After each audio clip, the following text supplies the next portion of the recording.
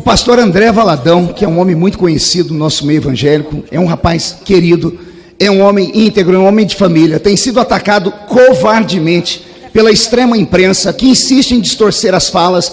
Ele está vivendo o que eu vivi no ano de 2013. Pegam falas, separam palavras e usam isso publicamente e acabam destruindo a imagem e a reputação das pessoas. Não bastasse ser atacado pela extrema imprensa, ele foi atacado aqui nesse parlamento, agora há pouco, por 3 deputados. Um socialista, uma comunista e um vigarista. Entenda-se por vigarista, um canalha. Uma pessoa que se diz ser uma coisa e não é. Porque eu até entendo um socialista ter problema de cognição. Porque o socialista que atacou o pastor André Valadão aqui, chamou minha mãe aqui nesse plenário certa vez de prostituta. Uma mulher negra e analfabeta. A comunista falar em paz e amor já começa a me dar angústia, porque o comunismo defende exatamente tudo o oposto. O comunismo matou mais de 100 milhões de pessoas ao redor do mundo. Só na Ucrânia, mais de 8 milhões de pessoas morreram de fome por conta do comunismo. E aí alguém, em pleno século XXI, falar ainda que ama ser comunista, ou pior, como disse aqui o líder, o presidente da nação, que tem orgulho de ser chamado de comunista, é porque não conhece a história ou é um verdadeiro canalha também. Agora, ouvir um pastor que não entende de hermenêutica, 2 coisas: ou ele fugiu da aula de teologia, ou ele é um canalha também. Porque vir falar que o pastor André Valadão, em um culto dentro de uma igreja, repito, em um culto dentro de uma igreja, ele não estava em um discurso político, ele estava falando para os fiéis dele, executando aquilo que ele pensa, como se diz a própria palavra, citando um texto do dilúvio, mostrando que houve um tempo na terra em que Deus simplesmente desistiu da raça humana por causa dos seus erros e dos seus pecados e enviou sobre a terra a destruição. Ele deixou claro que Deus não fará isso de novo porque a graça chegou sobre nós. E então que ele diz à sua plateia, ao seu povo: já que Deus não vai destruir a terra, vamos para cima. De que forma? Pregar o evangelho, anunciar que Jesus Cristo liberta as pessoas e anunciar que pecado é pecado e ponto final. Não tem como as pessoas transigirem nesse assunto. Não se pode meter em assuntos de igreja, não se pode meter o bedelho onde não são convidados. Comunistas entendem de paredão, comunistas e socialistas entendem de distorcer a imagem das pessoas, de destruírem aquilo que as pessoas falam, mas de culto e de igreja não entendem. Pastor André Valadão, o senhor tem o carinho da nação brasileira evangélica, dos católicos de família. Somos mais de 1 bilhão de cristãos de verdade ao redor do mundo, e todos nós sabemos que diz a palavra do Senhor, a Bíblia Sagrada, a respeito do que é os atos. Eu não posso nem falar aqui porque posso ser processado.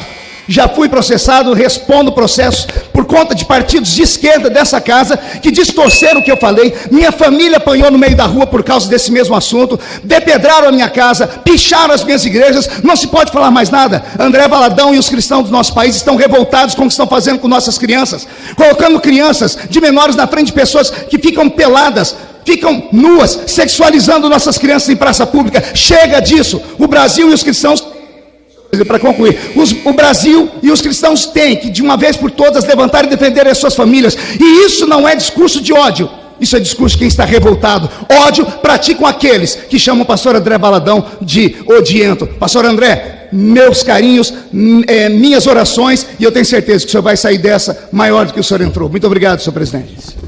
Existem líderes religiosos, infelizmente pastores, que têm sangue nas mãos.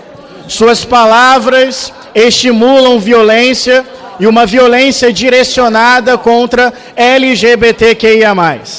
O direito penal, para não ficar só na teologia e na religião, ele aponta que existem paixões e palavras que estimulam atitudes criminosas, de tal forma que estas paixões e estas palavras em si constituem um tipo de crime, porque incitam o ódio e a violência. Mas para além do Código Penal, a religião pode promover compaixão e amor, mas pode promover ódio e violência. E essas lideranças religiosas não são ingênuas nem ignorantes. Elas têm consciência disso. A palavra é uma semente que cai num terreno e frutifica. A fé vem pelo ouvir. E se essa palavra é uma palavra de ódio, a consequência é a morte. Muitos LGBTs sofrem e essa violência começa dentro de um púlpito. Só ano passado foram 228 LGBTs assassinados por crime de ódio, porque são quem são. Mas não são só números ou estatística, são pessoas com memória, história, corpo, sonhos. Eu cito, por exemplo, aqui, até antes de 2022, Alexandre Ivo, 14 anos, sequestrado, torturado e executado em São Gonçalo, um menino gay. A travesti Dandara dos Santos, brutalmente assassinada no Ceará. O professor Denis Marlio, de 26 anos, carbonizado aqui em Planaltina. Fora as pessoas, Tarcísio, que dão fim à sua própria vida por causa da violência, do preconceito, da hostilidade. Então tem pastores que têm sangue nas mãos, um tipo de cristianismo sem amor e com ódio, um tipo de cristianismo que mataria Jesus hoje, usando hipocritamente o nome de Jesus para isso. E se a intenção não é matar, a consequência desse discurso é a morte. Só que mais do que isso, esses líderes não só creem dessa forma equivocada, desamorosa, mas muitas vezes eles sabem que o discurso de ódio dá like, dá compartilhamento, dá dinheiro, dá voto, dá fama. São pessoas de coração autoritário que lucram, ganham poder e fama em cima de discursos odiosos. E lá na ponta tem gente morrendo.